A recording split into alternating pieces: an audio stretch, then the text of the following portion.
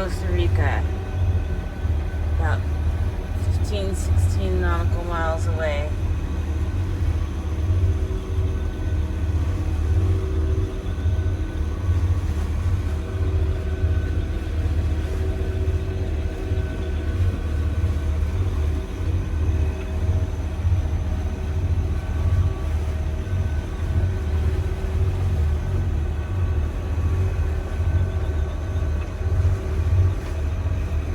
So we made it to Costa Rica. Woohoo!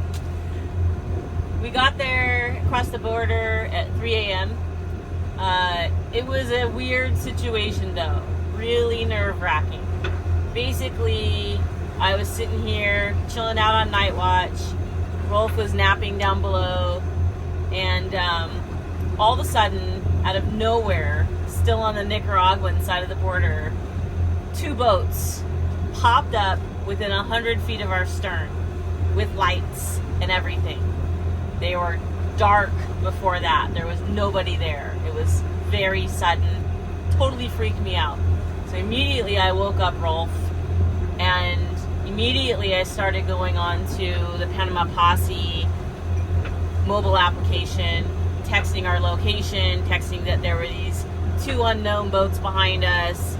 And coincidentally, I think, I'm not really sure if it was serendipitous or not, but we have some friends, buddy boaters, Michelle and Joe, who we met in Huatulco, and they had gone to El Salvador when we went to Chiapas in Mexico, but we were communicating, and they let us know that they were going to be leaving El Salvador and heading for Costa Rica, and that we might intersect each other, which we in fact did. So we started communicating with each other yesterday afternoon when they left El Salvador, and we were following each other on Navionics. And so it got to the point where we can see that they were, say like 18 miles, 13 miles, 11 miles, all the way up to just 3 or 4 nautical miles behind us, which is about where they are right now. So Rolf was also communicating with Joe on Soul Rebel yesterday, and so when the incident tonight just happened, where these 2 boats that all of a sudden appeared in the darkness with 100 feet of our stern showed up behind us, I had Rolf contact Joe. We tried to get him on the radio, but they weren't responding on VHF channel 16. So thankfully, because of Starlink, we had the ability to make a Wi-Fi phone call. And so Rolf called Joe and Michelle on the phone, was able to get Joe on the phone. Turns out Soul Rebel has a weak VHF antenna, and so that's why they didn't hear us on the radio. But my mind started to kind of wander and jump to conclusions, because in the last few weeks there have been a couple issues of piracy in Central America. There was even a situation just like a week ago off of Honduras where a boat all of a sudden showed up behind another boater in the middle of nowhere. They started zigzagging. They got really nervous. They think it was a attempted piracy situation. They basically kept evading that boat. That boat was not showing up on AIS. So my mind started jumping to conclusions, because these 2 boats that showed up out of nowhere in the middle of darkness all of a sudden had these lights 100 feet off our stern. They were not on the radar. They were not on AIS. And then I'd say moments before that, maybe 5 minutes before they showed up on our stern, I heard some Spanish-speaking chatter on the radio, but it was very, very brief, and I didn't understand anything that they were saying. So I really didn't think anything of it. I just thought, maybe there are some fishermen. It's really common for the Panga fishermen to be out in the middle of nowhere fishing in the middle of the night. But when those lights turned on and all of a sudden they were 100 feet off our stern, I really started to freak out. So again, I woke up Rolf, he got on the phone with Joe, and then minutes later, those 2 boats all of a sudden started veering off towards land. And so then they were gone, and so we felt better. And then after talking with Joe on Soul Rebel, he was saying that he thinks it was probably just some kind of maybe Nicaraguan border patrol checking us out. And that probably was the case. The only thing that's a little bit odd about that is that those same two boats did not sneak up and check out Michelle and Joel and Soul Rebel. So that's odd. But maybe they heard us calling out for Soul Rebel on the radio and just assumed that they were our buddy boat. I don't know. Still a little odd. I will chalk it up to the fact that we were crossing the Nicaraguan Costa Rican border, and so we were probably just being checked out by the border patrol. But it was, like I said, very nerve-wracking. I'm glad it's over with. It definitely makes me think that buddy boating's a good thing to have, because let's say that was a real potential piracy type of situation. I think that if we had a buddy boat nearby, then that would deter another piracy type of boat from approaching us. I would hope. You never know, but I do feel safer having a buddy boat. So I'm glad Soul Rebel was there.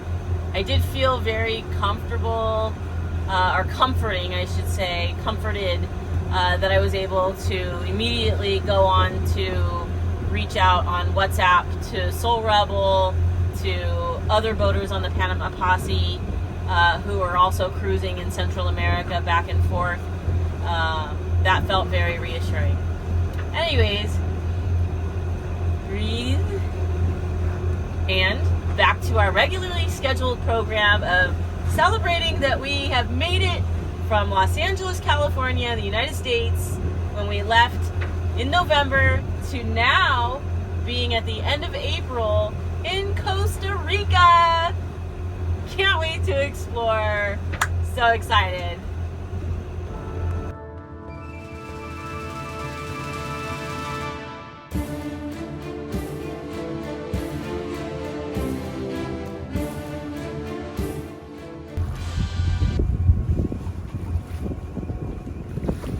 Good to see light on the horizon.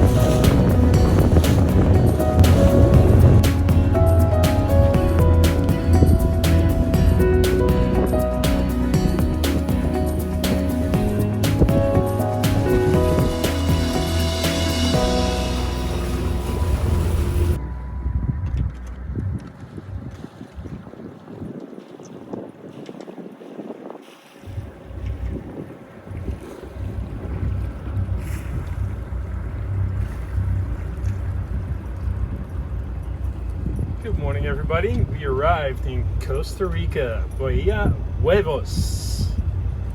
Gorgeous.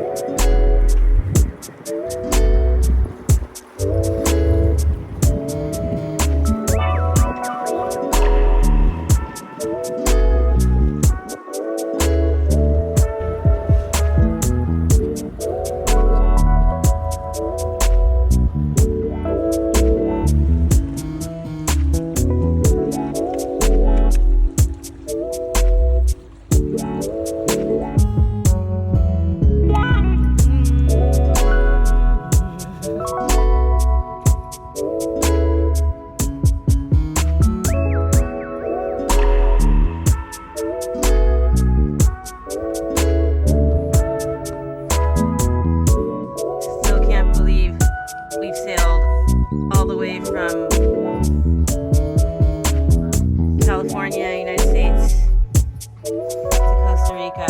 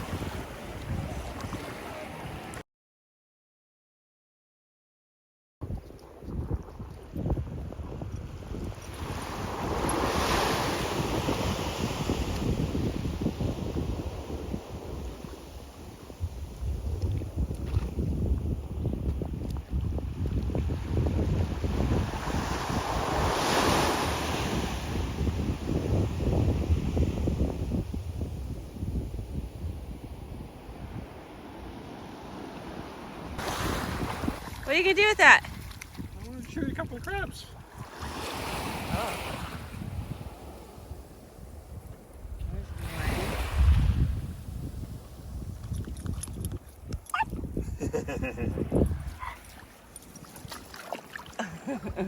Where'd he go, Soap? Oh. Oh. Where'd he go? Aww. What's he doing, Soph? Let him go. Don't kill him. He might bite you. Or pinch you, I mean.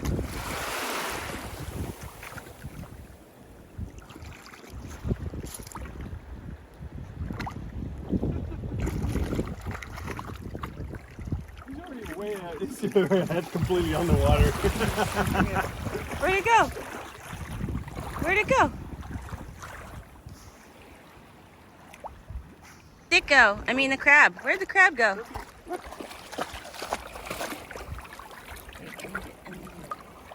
Here. Sophie. Oh, there he goes. Look. Where'd it go? Her head went all the way underwater again.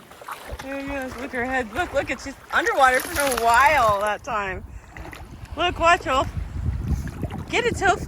Where's the crab? I think that's a rock, but where's the crab? Get it. Get it. Get it.